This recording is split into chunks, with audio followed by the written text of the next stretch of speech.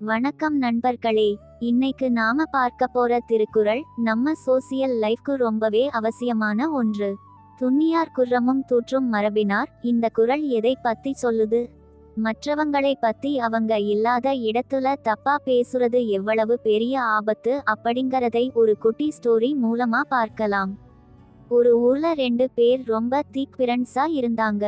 ஒருத்தரை ஒருத்தர் நம்பி தங்களோட எல்லா ரகசியங்களையும் தனிப்பட்ட விஷயங்களையும் பகிர்ந்துப்பாங்க. மத்தவங்க பார்க்கும்போது என்னடா இவங்க இப்படி ஒண்ணா இருக்காங்களேன்னு ஆச்சரியப்படுற அளவுக்கு அந்த நட்பு இருந்துச்சு.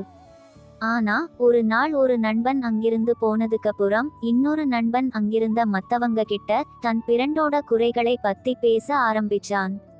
அவன் இப்படித்தான், அவன்கிட்ட இந்த பழக்கம் சரியில்லைன்னு அவன் இல்லாதப்போ அவனோட ரகசியங்களை தூற்றி பேசினான். இதை கேட்ட மத்தவங்களுக்கு ஒரு நிமிஷம் ஷாக் ஆகிடுச்சு.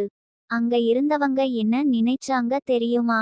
தன் கூடவே இருக்கிற பிரண்டையே இவன் இவ்வளவு கேவலமா பேசுறானே, அப்போ சம்பந்தமே இல்லாத நம்மள பத்தி இவன் வெளியில மத்தவங்க கிட்ட எவ்வளவு மோசமா பேசுவான் அப்படின்னு பயந்து அந்த ஆளை விட்டு விலக ஆரம்பிச்சாங்க. இதனால அவர் தன் நல்ல நண்பனையும் இழந்து மத்தவங்க மத்தியிலையும் கெட்ட பெயர் எடுத்தார். இததான் வள்ளுவர் அழகா சொல்றார். துன்னியார் குற்றமும் தூற்றும் மரபினார் என்னைகோல் ஏதிலார் மாட்டு.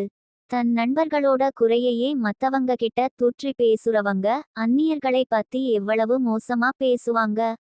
அதனால நாம யாருடைய குறைகளையும் அவங்க இல்லாத இடத்துல பேசாம இருப்போம்.